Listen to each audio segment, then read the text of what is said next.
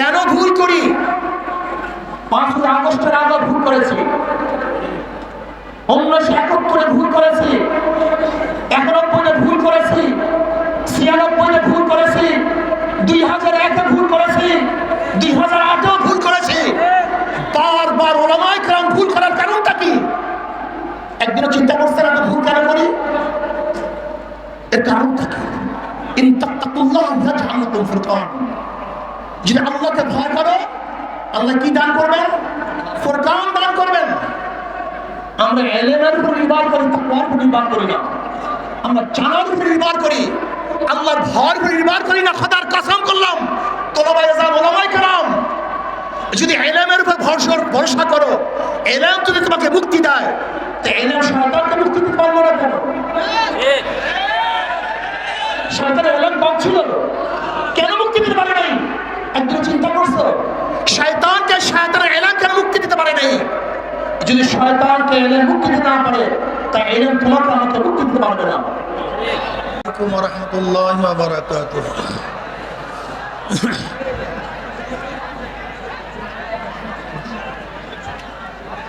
ওইগুলি ঘুরে দেন, আমার দিকে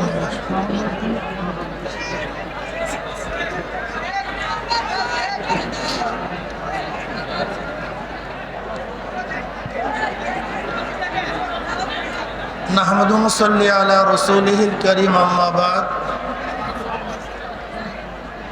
فأعوذ بالله من الشيطان الرجيم بسم الله الرحمن الرحيم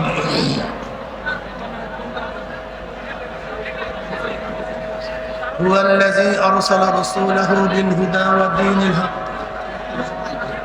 ليظهره على الدين كله ولو كره المشركون। সবাই দুরূদ শরীফ পড়ুন। আল্লাহুম্মা সাল্লি আলা সাইয়্যিদিনা ওয়া নাবিয়িনা ওয়া শাফিঈনা ওয়া হাবিবিনা ওয়া মাওলানা মুহাম্মদ সাল্লাল্লাহু আলাইহি ওয়া আলা আলিহি ওয়া আসহাবিহি ওয়া বারাকা সাল্লাম।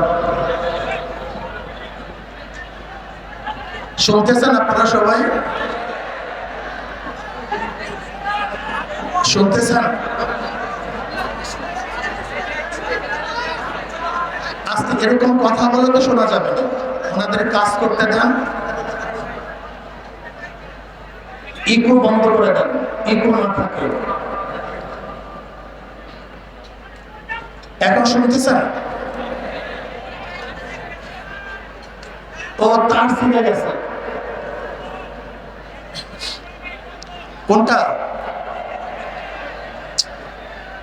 কত মুসিবত। আচ্ছা একটু চুপচাপ শুনি, দেখে কি বলা যায়। হবে না একটা ভাই বিশ্বাস ঠিক করে দেন।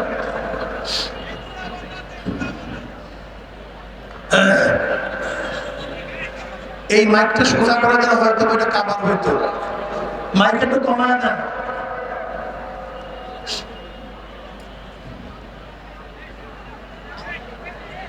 আল্লাহ পাকের শুকর যে মাওলায়ে কারীম আপনাকে আমাকে এক দামি মাজলিসে উপস্থিত হওয়ার তৌফিক দান করছেন। শুকরিয়া দান সবাই বলে আলহামদুলিল্লাহ। মাজলিস অনেক গুরুত্বপূর্ণ, অনেক দামি। এত দামি মাজলিসে আমার মতো মূল্যহীন মানুষের কথা বলা অযৌক্তিক। এখানে বহু বড় আলেম, ওলামা, আহলে ইলম, আহলে আমল অবস্থান করতেছেন। আমি আমার সাধ্য অনুযায়ী কিছু কথা বলার চেষ্টা করব, যদিও যোগ্যতা নেই। আল্লাহর কাছে দোয়া করে, আল্লাহ তুমি আমার জবান থেকে এমন কিছু কথা বের করে দাও যা খুব বক্তার জন্য এবং শ্রোতাদের জন্য ফায়দা হয়। আল্লাহুম্মা আমিন। নবী আলাইহিস সালাতু ওয়াস সালামের জীবনী সম্পর্কে আলোচনা। জনাব মুহাম্মদ রাসূলুল্লাহ সাল্লাল্লাহু আলাইহি ওয়াসাল্লাম তিনি ইসমাঈল আলাইহিস সালাতু ওয়াস সালামের বংশের। ইসমাইল আলাইহিস সালাতু ওয়াস সালাম নবী ইব্রাহিম আলাইহিস সালাতু ওয়াস সালামের সন্তান। হাজের আলাইহিস সালাতু ওয়াস সালামের গর্ভে তিনি জন্মগ্রহণ করেছেন। ইব্রাহিম আলাইহিস সালাতু ওয়াস সালাম যখন মিশরে গেছেন তখন তার সাথে ছিল সারা আলাইহিস সালাতু ওয়াস সালাম, তার বড় স্ত্রী। সারা আলাইহিস সালাতু ওয়াস সালাম অনেক সুশ্রী সুন্দরী আকর্ষণীয় এক রমণী ছিলেন। মিশরের ফেরাউন অর্থাৎ মিশরের বাদশাহদেরকে ফেরাউন বলা হয়। এই ফেরাউন সারা আলাইহিস সালাতু ওয়াস সালামের আকৃষ্ট হন, লোলুপ দৃষ্টি তার উপর নিক্ষেপ করেন। সারা আলাইহিস সালাতু আল্লাহর কাছে দোয়া করেন, আল্লাহ দোয়া কবুল করছেন। জমিনের মধ্যে ঝালঝালা পয়দা হয়ে গেছে। ফেরাউন তওবা করছে এবং ফেরাউনের বাদশার কন্যা হাজেরাকে সারা আলাইহিস সালাতু ওয়াস সালামের লেঙ্গি হিসাবে বান্দি হিসাবে দান করেন। তৎকালীন সময়ে সারা আলাইহিস সালাতু ওয়াস সালামের গর্ভে কোনো সন্তান ছিল। ভাই মাইক কমায় দেন, বলছি মাইক কমায় দিতে। সারা আলাইহিস সালাতু ওয়াস সালাম হাজেরাকে নবী ইব্রাহিম আলাইহিস সালাতু ওয়াস সালাম বিবাহ বন্ধনে আবদ্ধ করেন। সেই ঘরেই জন্ম নেয় ইসমাইল আলাইহিস সালাতু ওয়াস সালাম জবিহুল্লাহ। এই ইসমাইল আলাইহিস সালাতু ওয়াস সালামের বংশে আর কোন নবী হয় নাই। সরদার দো আলম আলাইহিস সালাতু ওয়াস সালাম জন্মগ্রহণ করেছেন। জনাব মুহাম্মদ রাসূলুল্লাহ সাল্লাল্লাহু আলাইহি ওয়াসাল্লাম বাবার নাম আব্দুল্লাহ, দাদার নাম আব্দুল মুত্তালিব। আব্দুল মুত্তালিবের বাবার নাম হাশিম।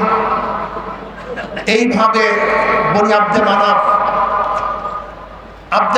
হাশিমের বাবা, এদের তাদের হাশিমে বলা হয়, বনি আব্দে মানাফও বলা হয়।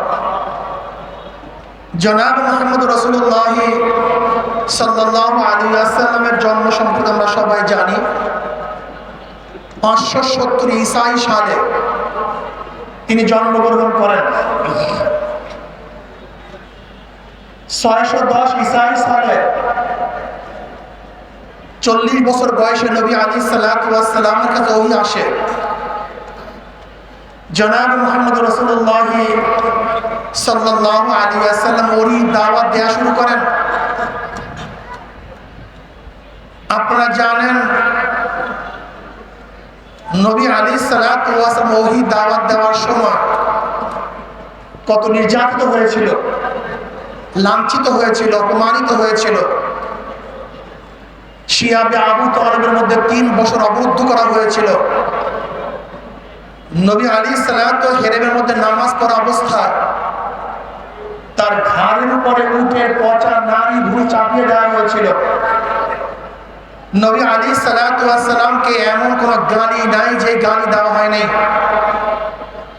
নবী আলাইহিস সালাতু ওয়াস সালাম তায়েফের ময়দানে দাওয়াত দেওয়ার পরে সেই তায়েফবাসী নবী আলাইহিস সালাতু ওয়াস সালামের উপর যে আক্রমণ করেছে কম বেশি আমরা সবাই জানি। নবী আলাইহিস সালাতু ওয়াস সালাম হিজরত করতে বাধ্য হয়েছিলেন। জনাব মুহাম্মদ রাসূলুল্লাহ পরগনা সাল্লাল্লাহু আলাইহি ওয়াসাল্লামকে অনেক অফার দিয়েছিল কাফেররা, সমঝোতা করো, আপোষ করো, কিছুদিন আমাদের ধর্ম পালন করবা, কিছুদিন আমরা তোমার ধর্ম পালন করব, তুমি আমাদের ধর্ম পালন করবা। কমপক্ষে এতটুকু বলো যে কিয়ামতের ময়দানে সুপারিশের একটা এখতিয়ার ভূতের মধ্যে থাকবে, এই দেবতাদের মধ্যে থাকবে। শুধু এতটুকু কথা বললি আমরা তোমাকে আর খারাপ জানবো না, সত্য মনে করবো না, তোমাকে আমরা আপন করে নিব। জনাব মুহাম্মদ রাসূলুল্লাহ সাল্লাল্লাহু আলাইহি ওয়াসাল্লাম আপোষ রফা দস্তখত করেন নাই, চুক্তিতে আবদ্ধ হন নাই। তিনি হকের দাওয়াত তুলতেছিলেন। আল্লাহর নবীকে কেন পাঠিয়েছেন? আল্লাহ পাক নিজেই বলেন, হুয়াল্লাযী আরসালা রাসূলাহু বিল হুদা ওয়াদ দীনিল হক লিইয়ুযহিরাহু আলাদ দীনি কুল্লি। ওই সত্তা যিনি প্রেরণ করেছেন তার রাসূলকে দ্বীনে হক নিয়ে। কেন? তার দ্বীন, তার ধর্ম সমস্ত দ্বীনের উপর বিজয় অর্জন করবে, প্রাধান্য লাভ করবে, তার দ্বীন উঁচা হবে, তার দ্বীন অনুযায়ী গোটা দুনিয়া চলবে, তার দ্বীনই সমস্ত সমস্যার সমাধান দিবে। এখানে একটা কথা মনে রাখতে হবে, হুয়াল্লাযী আরসালা রাসূলাহু, কোন সত্তা? হুয়াল ওয়াজিবুল ওয়াজুদ আল মুস্তাদবিল জামি সিফাতিল কামালিয়্যাহ। ওই সত্তা যিনি পরিপূর্ণ সিফাত নিয়ে, গুণ নিয়ে সবসময় অবস্থান করতেছেন। সেই সত্তা প্রেরণ করছেন তার রাসূলকে। তাকে, তার রাসূলকে। রাসূল এবং নবীর মধ্যে কোনো পার্থক্য আছে কি নাই? কেউ বলেন কোনো পার্থক্য নেই। যারা ইসলাম উম্মাতের জন্য দুনিয়াতে আসেন তারাই রাসূল, তারাই নবী। তাদের কথার উপরে খোদ কোরআন ইশকাল করে প্রশ্ন তুলে, ওমা আরসালনা মিন ক্বাবলিকা মিন রাসূলিন ওয়ালা নাবিয়্যিন। আপনারা জানেন এখানে রাসূল এবং নবী মাতুফ আলাইহি, আর মাতুফ আলাইহি মুগায়্যার হয়, একটা আরেকটার বিপরীত হয়। তাহলে নবী এবং রাসূল এক না। যা জায়েদুন আমরুন, আসা আমাদের জায়েদ এবং আমর, এখানে জায়েদ আমর এক না ভিন্ন? যেহেতু মাতুফ আলাইহি একটা আরেকটার বিপরীত। ওমা আরসালনা মিন ক্বাবলিকা মিন রাসূলিন ওয়ালা নাবিয়্যিন, এখানে নিশ্চিত নবী এবং রাসূল এক না। তাহলে নবী এবং রাসূলের মধ্যে পার্থক্যটা কি? কেউ বলেন যাদের উপরে নতুন কিতাব আসে তারা রাসূল, আর যাদের উপরে কিতাব আসে না তারা নবী। কেউ বলেন যারা নতুন শরীয়তের প্রবক্তা তারা রাসূল, আর যারা শরীয়তের প্রবক্তা না তারা হলো নবী। তাদের উপরে কোরআন ইশকাল করছে, ওয়াকানা রাসূলান নাবিয়্যা। নবী ইসমাঈল আলাইহিস সালাতু ওয়াস সালাম আল্লাহ নবী বলছেন এবং রাসূল বলছেন। অথচ নবী ইসমাঈল আলাইহিস সালাতু ওয়াস সালামের উপরে নতুন কিতাবও আসে নাই, তিনি নতুন শরীয়তের প্রবক্তাও না। অথচ কোরআন তাকে রাসূল বলছে। তাহলে যারা বলছে পার্থক্য নাই তাদের উপরে প্রশ্ন, যারা পার্থক্য যা দেখাইছে তার উপরে প্রশ্ন। তার পার্থক্যটা কি? এইটা মনে রাখতে হবে। এখন যে কথাটা বলবো এইটা প্রত্যেকের মাথার মধ্যে ঢুকাতে হবে। ইমাম ইবনে তাইমিয়া রাহমাতুল্লাহ আলাইহি বলেন, নবী এবং রাসূলের মধ্যে পার্থক্য হলো সমস্ত রাসূলদের উপরে জিহাদ ফরজ, সমস্ত রাসূলদের উপরে নাহয়ানে মুনকার ফরজ, অন্যের মোকাবেলা করা ফরজ। কিন্তু সমস্ত নবীদের মধ্যে, সমস্ত নবীদের জন্য জিহাদ ফরজ না, অন্যের মোকাবেলা ফরজ না, নাহয়ানে মুনকার সমস্ত নবীদের উপর ফরজ না। কিন্তু যে রাসূল হবে, চাই তার কিতাব আসুক অথবা নাই আসুক, শরীয়তের প্রবক্তা হোক অথবা নাই হোক, যে রাসূল হবে তার উপরে জিহাদ ফরজ। তার উপর অন্যায় মোকাবেলা করা, নাহয়ানে মুনকার করা ফরজ। হুয়াল্লাযী আরসালা রাসূলাহু, জনাব মুহাম্মদ রাসূলুল্লাহ সাল্লাল্লাহু আলাইহি ওয়াসাল্লাম শুধু নবী নন, তিনি রাসূল। কথা বলেন না কেন? তিনি শুধু, কেন কথা বুঝেন না মনে হয়? আপনি সব চুপচাপ কেন? শুধু নবী, শুধু নবী, রাসূল ও কাজী যারা নবী মুহাম্মদ সাল্লাল্লাহু আলাইহি ওয়াসাল্লাম উম্মত, তাদের শুধু নবী আলা কাজ করলে চলবে না, তাদের রাসূল আলা কাজ করতে হবে। কি কাজ করতে হবে? না শুধু নবী আলা, শুধু নবী আলা না কি ওয়ালা? নবী ওয়ালা এবং রাসূল আলা। শুধু নবী আলা কাজ করলে উম্মত মুহাম্মাদের হবে না। হুয়াল্লাযী আরসালা রাসূলাহু, জনাব মুহাম্মদ রাসূলুল্লাহ সাল্লাল্লাহু আলাইহি ওয়াসাল্লাম যেহেতু রাসূল, তার উম্মতদেরকে শুধু নবী আলা কাজ করলে চলবে না, বরং রাসূল আলা কাজ করতে হবে। আর যখনই আপনার রাসূল আলা কাজ করবেন তখন অবশ্যই অন্যায়ের মোকাবেলা করতে হবে। যেখানে অন্যায় দেখবেন তার প্রতিবাদ করতে হবে, যেখানে জুলুম দেখবেন জুলুমের মোকাবেলা করতে হবে।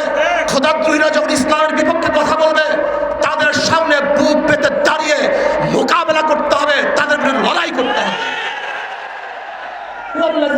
রাসূলাহ। দেখেন খুব ভালো মতো বোঝার চেষ্টা করে আমাদের সমস্যাটা কোন জায়গায়। আমাদের সমস্যাটাই আমরা বুঝি না।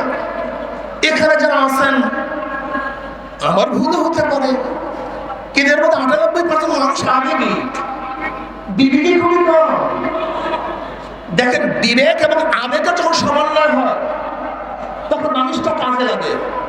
শুধু বিবেক শুধু আবেগ এর দ্বারা কোনো কাজ হয় না। বিবেকের প্রয়োজন, আবেগের প্রয়োজন। এক ব্যক্তির আবেগ নেই, বিবেক আছে, বিবেক আছে, আবেগ নেই, কোনো কাজ হবে না। আমাদের মূল সমস্যা হলো আমাদের মধ্যে কখনো বিবেক কাজ করে আবেগ থাকে না, কখনো আবেগ কাজ করে বিবেক থাকে না। হাজি দেখেন এই দেশ এক সময় ছিল মুসলমানদের, এক সময় ছিল মুসলমানদের 750-800 বছর পর্যন্ত মুসলমানদের দেশের শাসক ছিল। জিন্দা পীর আলমগীর রহমতুল্লাহ আলাইহি 50 বছর শাসক ছিল, এক নাগারে 50 বছর। দারা সুজা মুরাদকে হটিয়ে জিন্দা পীর আলমগীর রহমতুল্লাহ আলাইহি দিল্লির রাস্তাতে 50 বছর শাসন করেছেন। ওনাকে জিন্দা পীর বলা হয় কেন জানেন? ওনার উস্তাদ, ওনার পীর মোল্লা জিউর রহমতুল্লাহ আলাইহি ইন্তেকালের সময় ওসিহাত করলেন, আমার জানাজার নামাজে ইমামতি ওই ব্যক্তি করবে যারা আসরের আগে 4 রাকাত নফল নামাজ কাজা হয় নাই। কে করছেন? আলমগীর রহমতুল্লাহ আলাইহি পীর মোল্লা জিউর রহমতুল্লাহ আলাইহি। কাফির হাজির মুসাল্লা দাঁড়াবার ক্ষমতা কেউ রাখে না। তখন আলমগীর রহমতুল্লাহ আলাইহি বললেন, আমার এক গোপন ইবাদত ছিল, আমল ছিল, যা উস্তাদ জানতেন, আমার পীর জানতেন এবং আমি জানতাম, আর কেউ জানতো না। আজকে তিনি প্রকাশ করে গেছেন। এরপর আলমগীর রহমতুল্লাহ আলাইহি জানাজার নামাজে ইমামতি করেছেন, যে আসরের আগের নফল 4 রাকাত নামাজ কাজা করেন নাই। আজকে যদি আমরা প্রশ্ন করি 1 বছর নামাজ কাজা হয় নাই কার কার? কয়জন হাত তুলতে পারবো? যদি প্রশ্ন করি 40 দিনের মধ্যে তাকবীর হলে ছোট নাই কার কার? কয়জন হাত তুলতে পারবো? যদি বলি বালেগ হওয়ার মধ্যে মিথ্যে কথা বলি নাই, কয়জন হাত তুলতে পারবো? যদি বলি হারাম, গিবত শিকায়ত হারাম, এই মাসালা জানার পরে কোনোদিন গিবত শিকায়ত করি নাই, কয়জন হাত তুলতে পারবো? কয়জনে বলতে পারবো রক্তের মধ্যে হারাম নাই, এক ফোঁটা রক্তের মধ্যে হারাম নাই? কয়জনে বলতে পারবো? কয়জনে বলতে পারবো ফরজ তরক করি নাই? কাজে আপনার এবং আমার দ্বারা স্লোগান হতে পারে, কথা হতে পারে, ওয়ালা তাহিনু ওয়ালা তাহজানু ওয়া আনতুমুল আ'লাউনা ইন কুনতুম মুমিনিন। আজকে ইমানের ক্ষেত্রে ইমানের সমস্যা, ইমানের ক্ষেত্রে ইমানের সমস্যা। পাইয়ামা হুনাইন ইন আজাবাতুম কাসরাতুকুম ফালাম তুগনি আনকুম শাইআ। আমরা কাসরাতকে প্রাধান্য দেই, আদিত্যকে প্রাধান্য দেই, যোগ্যতাকে প্রাধান্য দেই, কিন্তু আল্লাহর রহমতের ভরসা করি না, আল্লাহর রহমতকে প্রাধান্য দেই না। আজকে তোলাবাদেরকে বয়ান করলে তো তোলাবারা কথা শুনবে না। যদি প্রশ্ন করে রশিদ আহমদ গঙ্গুর রহমতের ইতিহাস কয়জনে জানো? তার জীবনী কয়জনে পড়ছো? রশিদ আহমদ গঙ্গুহি কে? কম ছাত্র অনেকে জানো না রশিদ আহমদ গঙ্গুহি কে। যদি প্রশ্ন হাদিস রহমতুল্লাহ আলাইহি, আমাদের ছাত্র আমাদের তোলাবাদ তাদের ইতিহাস জানে না। যদি বলে হুজরাতুল ইসলাম আহসান নামদুর রহমতুল্লাহ আলাইহি, আমরা অনেকেই জানি না।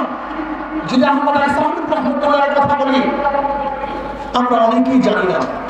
যদি প্রশ্ন করি বদরের ময়দানে জনাব মুহাম্মদ রাসূলুল্লাহ সাল্লাল্লাহু আলাইহি ওয়াসাল্লাম তিনি তো বাহ্যিক কোনো আসবাব দিয়ে বদরের ময়দানে হাজির হন নাই, তিনি তো যা কিছু নিয়ে এসেছেন হাজির করে আল্লাহর কাছে বললেন, আল্লাহুম্মা আনশিদু আহদাকা ওয়া ওয়াদাকা, আল্লাহুম্মা ইন শি'তা লাম তু'বাদ।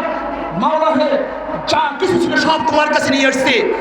আমাদের সংখ্যার কোনো সৈন্য নাই, ঘোড়া নাই, তলোয়ার নাই, ঢাল নাই, নাই কোনো আসবাব, কিন্তু তোমার কাছে নিয়ে আসছি।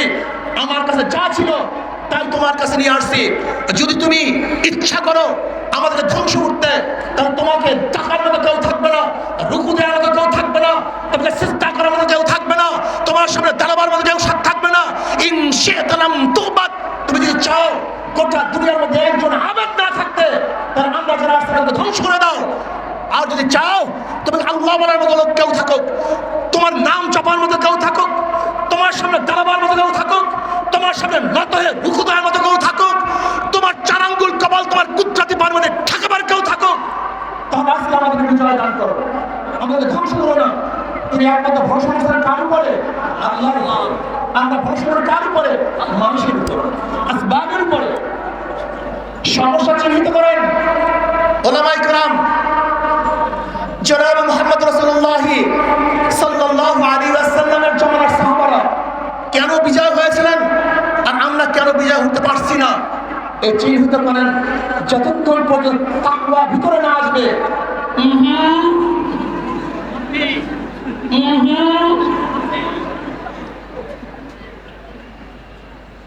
ولو أن أهل القرى آمنوا واتقوا لفتحنا عليهم بركات من السماء والأرض। যদি বস্তিবাসী, ওই গ্রামবাসী, ওই থানার লোকগুলি, ওই জেলার লোকগুলি, ওই দেশের লোকগুলি ঈমান ও তাকওয়া অর্জন করত, লাফতাহনা আলাইহিম বারাকাতুম মিনাস সামাই ওয়াল আরদ, আমি আসমান এবং জমিনের সমস্ত বরকতের দরজা খুলিয়ে দিতাম।